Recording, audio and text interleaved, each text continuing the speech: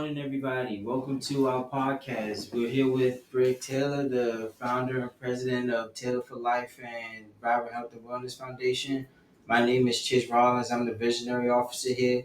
I just started about a month ago, and my role here has been to help this organization start up its first podcast, YouTube channel, and things of that nature. And so today we're going to really be focusing on the beginning of Taylor for Life, the beginning of Vibrant Health and Wellness Foundation, and really get into the nitty gritty of what exactly it is that we do here. So, if you want to introduce yourself? Hey, Chase, thanks for that nice introduction. As Chase said, my name is Greg Taylor, the founder and president of Taylor for Life and the Vibrant Health and Wellness Foundation, a nonprofit community-based organization that focus on health education, chronic disease prevention, and addressing the social determinants in the community. Before I get into the Taylor for Life side, I just want to compliment Chase on the great work that you have done to bring us to the forefront of the next level of entry for the organization. Is getting the word out in the social media space on what we do and how we do it, and how these things may impact their lives. And again, no rocket science here. I'm just speaking to you from the heart. I'm speaking to you from the things that have worked, have done, practical experience that you can put to use right in your neighborhood, right in your home, right in your self development. And so that's what we're all about. And so even though Tail for Life, health, fitness, and wellness consulting firm, the real focus is on improving optimal performance of individuals. Mm-hmm. And so that's the focus. So we use, Chase, the nutrition, physical activity, the awareness, all these things to enable human performance. And what I mean about that is the optimization. Right now, we're finding that people are stuck. They're stuck. They're in a rut. They don't know how to get out of it. We see all the racial tension that are taking place in our communities, and Lord help COVID. I don't know what COVID did, but COVID did a number on us. And I think that it's going to be a while before we understand the implications of what COVID has done.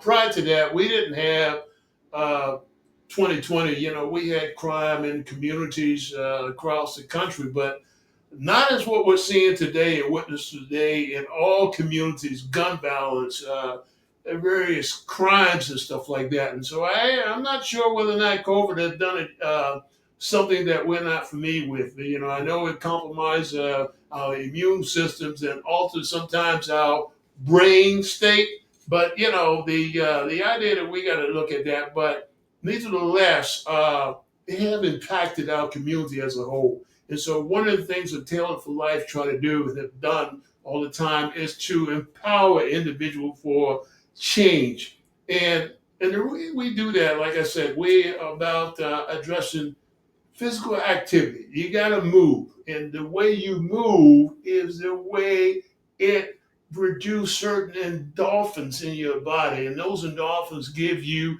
the chemical reaction and motivate the brain to continue to function. We use food, and again,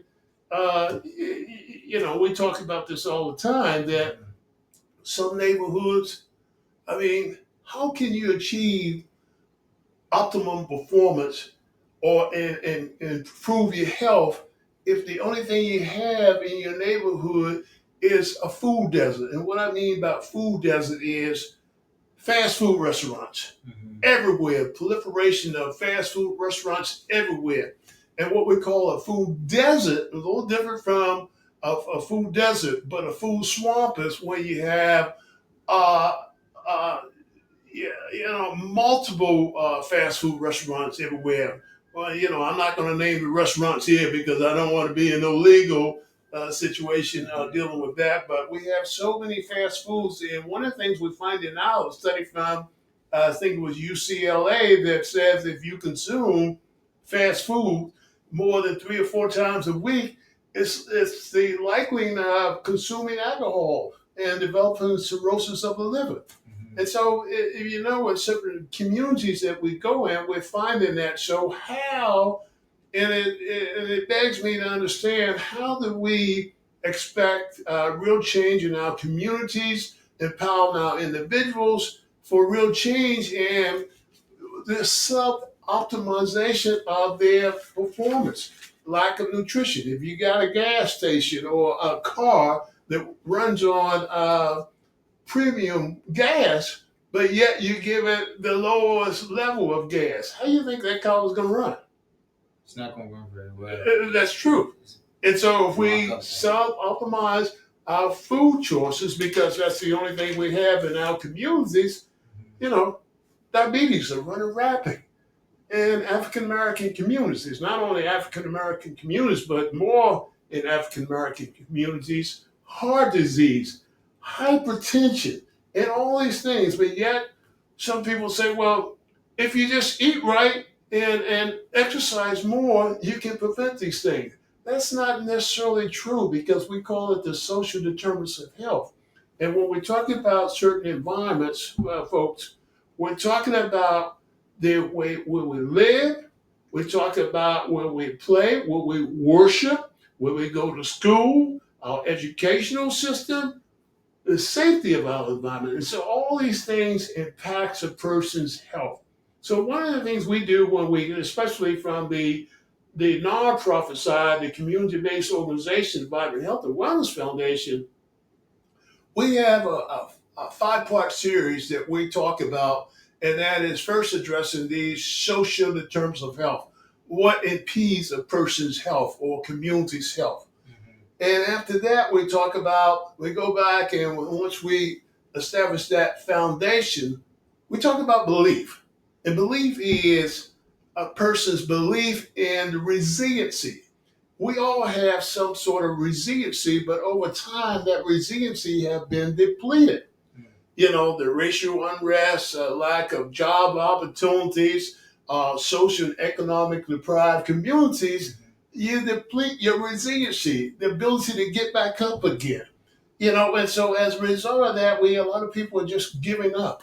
You know, let's say a young guy like yourself, we're going to talk about you in a minute, but the idea that, you know, I'm at a point in life where I've established two organizations, had a great career, background, education, but it didn't come right away. You know, I'm going to tell you, I grew up in the Washington, D.C. area, and I struggled. Good parents, but the environment wasn't conducive for growth. And so I struggled a little bit. And I didn't give up, and I found myself doing standing in the military. And once I left the military, I found out that, you know what, I ain't doing that no more. I ain't doing that. And I still struggle a little bit, but I managed to stay on my feet or land on my feet, and decided was the best way for me is knowledge, because knowledge is power. And decided to kind of equip myself, what I call the uh, regroup myself, or what we call reboot. You know, like if you got an operating system now, what's your operating system you're running on your computer? My operating system? Right. I'm not sure what you mean by that. Operating system, Windows. Oh, I have Apple. Okay, but Apple if Mac. you got an operating system, but what do you think if you use an operation or had a computer that the operating system was 2015? How would it work in 2024? Slow. It was It, slow. it was slow. So it was slow with your peripheral devices. Would they work properly? No, they wouldn't. Or would your operating system be vulnerable to diseases? I mean, not diseases, but viruses? Yeah, it would be. Yeah, so the idea is, so what would you need to do to bring your operating system or your computer up to speed? I have to upgrade it a few times. Exactly. And that's my point. Folks, we need to have a reboot of ourselves. Sometimes we got to discard the old and bring in the new. And even though, like I said, the organizations focus on health, wellness, and fitness and using those as an enabler for personal development and leadership. I said personal development. I want to make it personal for you, not for organizations. We can apply those models to self because we got to reboot ourselves. And that's what this program is all about. Mm-hmm. A reboot and looking at how do we get out of the rut? How do we get out of things? And even though that I talk about some of the things, the service we offer, health service, fitness and wellness, customized programs, wellness and health coaches to facilitate the change you desire, and also addressing, looking at food as medicine. And what I mean by food as medicine is, it's like, hey, wait a minute, the food that I consume in my body is actually medicine. It can heal me. Did you know that? Yeah, I knew that. I knew something about that. Okay. You got the chicken noodle soup. That's supposed to help you with chicken noodle soup. Yeah, they told you back in the old days if you eat chicken noodle soup, if you got a cold or something like that, but it helped you. Yeah, they told us that, and we believed that until we rebooted ourselves and found out that it may have something, but this chicken noodle soup had a lot of sodium in it. Mm. That sodium, folks, it raises hypertension. Also, that chicken. Sometimes that chicken, and even I know chicken nuggets out here, chicken fast food places are everywhere, and people are rushing to buy that stuff. And you know what? Then they find out that, wait a minute, doctor said I had diabetics. And she said, well, what do you mean? Well, I don't eat a lot of sugar. I don't eat a lot of carbohydrates, as they call it, or glucose. And I eat a lot of chicken, lean chicken, pork, and all these meats and stuff like that. And I said, well, you know what? Because I found out we do a reassessment and have a test done and find out that your arteries are clogged up. Too much cholesterol in your arteries. And so even though your pancreas is reducing insulin to minimize the glucose in your bloodstream, the idea of the glucose is there to enable you to get energy, right, in your cells. But if that cell walls is blocked by this coating of cholesterol, you never get the sugar into your cells to give you the energy. And so therefore you feel sluggish all day. Then you feel stressed out. You go to work and you find out and the boss says, hey, you're not up to par. You look like you're sleeping on the job. I got to let you go. Or maybe you're getting too old. I got to bring a young guy like you in, Chase, or whatever. But sometimes we got to look at it, wait a minute. It's not our performance. Maybe you got sleep last night, but it's what you ate. And so we got to look at food as medicine.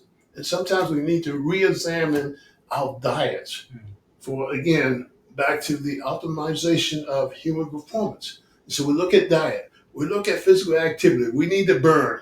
If you got a nice Cadillac or whatever, you want that car to run. Mm-hmm. If you got a race car, the race car is meant to run. You can't have it idle in your garage. It's meant to run.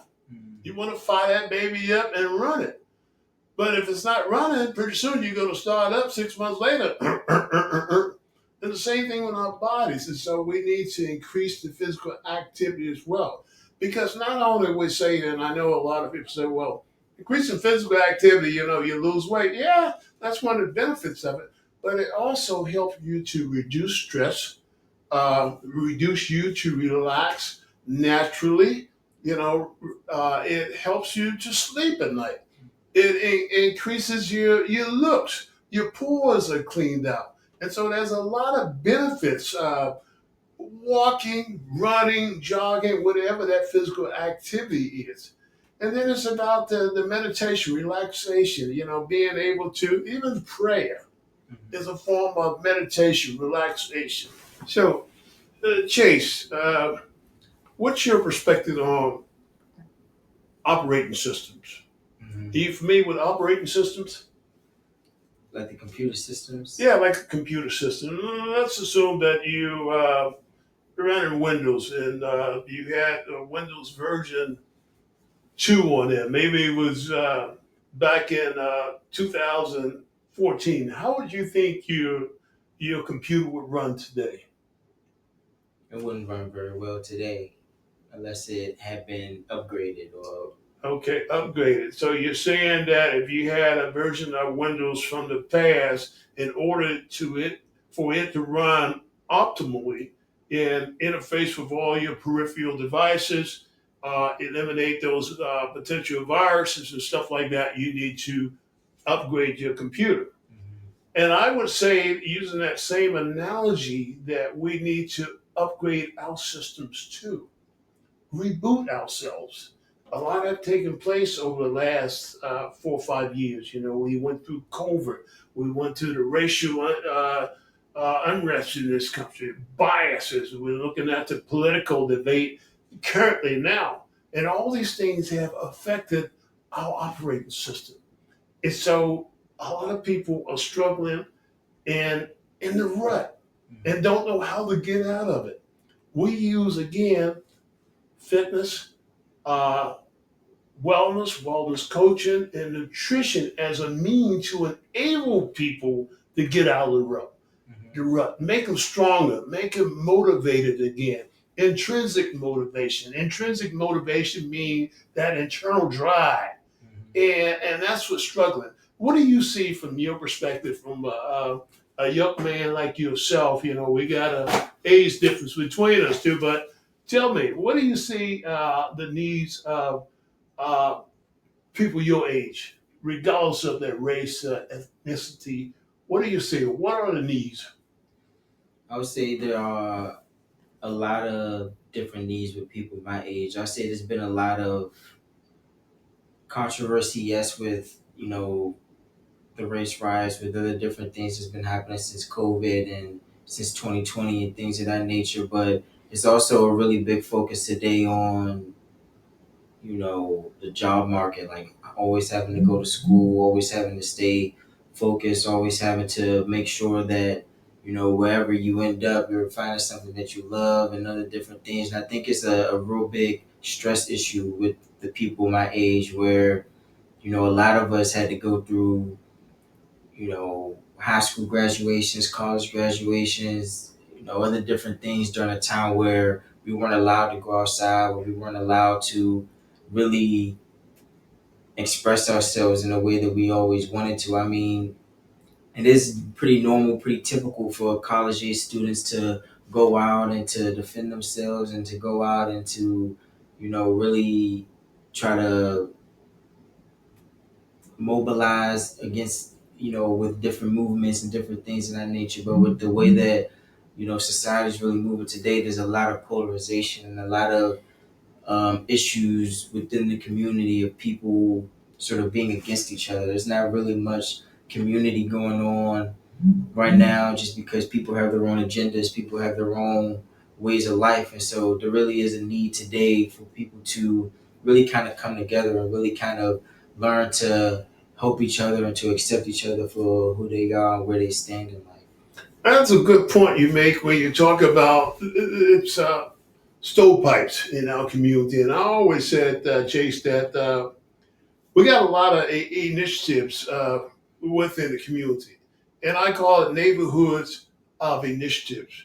Rather than provide resources for communities, especially communities of struggling, and that's why a lot of times people are struggling because, again, uh, you know, uh, high school graduate, college graduate, and yet you're saying that people are still struggling out there because and pitting themselves against one another because they're looking and competing for those same resources, those same jobs, so the jobs are not available. And sometimes we have these political folks promising us go to school, get a good job, and stuff like that. And you spend all your time exhausted in school, and you find out you have nothing going for you when you leave. And so they can't. When I say that, then they say, well, okay, we're going to put a grant out there in the community to address this initiative. But I would say instead of looking at putting the neighborhood of initiatives, we need to kind of do more collaboration and aggregate those resources to produce a neighborhood of capabilities. You know what I mean? Capabilities. And so when the younger generation, such as yourself, that are more challenged than the generation that I had, we had challenges, but not as frequently as happening now. We got gun violence there. You come home and right now it's you turn on the news and the first thing you hear is gun violence. 4 or 5 people killed, shot, kids, women, men, children. And what does that do to you? What does that do to you? Does it make you numb? I mean, you a college graduate now, but how do you feel about that? And right in your community. Um, I would say it's pretty nerve wracking in the community. It's pretty um, intense and scary almost. It's almost a factor where it makes you sort of unmotivated to continuously go outside or continuously try to, you know, fight gun violence or fight these other different causes because this cause is all over that's causing people to act out and to act a fool and things of that nature. But there's always been issues within the community where you know robberies and things like that, where it's just like something that sort of demotivates people, makes you not want to get on the bus, it makes you not want to have to go through this neighborhood, that neighborhood. Maybe you don't want to go on the metro or things of that nature, but you still have to, just because you have to continue to live, you have to, continue to push forward in life despite all the other traumas and struggles going around. And so that's a big challenge, and that's why we talk about getting out of the rut, and how do you maintain your confidence? And again, I want to emphasize that nutrition, food is medicine. Staying strong, regardless of the adversities and the adversaries that are out there. You know, using food as medicine to keep us strong, mental, getting rest at night, and physical activity, and finding a way to reduce some of that stress so you don't have the mental illnesses that they're talking about. And you ever notice that everywhere you go now, everybody's got a mental disorder, or at least they're being diagnosed as a mental disorder. And I'm saying to myself, and I've asked several large medical institutions, I say, well, I hear that they say, well, we're going to stand up this ward now to address mental health, behavior health. And I said, well, I got a question. I said, does everybody have a mental health problem? What happened to diagnostics or triage where you look at, if let's say, for example, little Johnny. Little Johnny, and I'm a behavior specialist. Little Johnny comes to me, and the first thing I want to find out is little Johnny a threat to himself? And if the answer is no, is little Johnny a threat to others? And the answer is no. Well, maybe little Johnny is upset because his father has left the home, or he didn't get this, or he haven't eaten today, or whatever. What have happened to that form of relationships? Understanding what's going on. I know some people say it's a cash cow now to use that slogan, mental health, because that's a way of getting paid. Well, we need to stop and say, hey, step back strategically. And like you said earlier about the communities, there's no unity in the community anymore.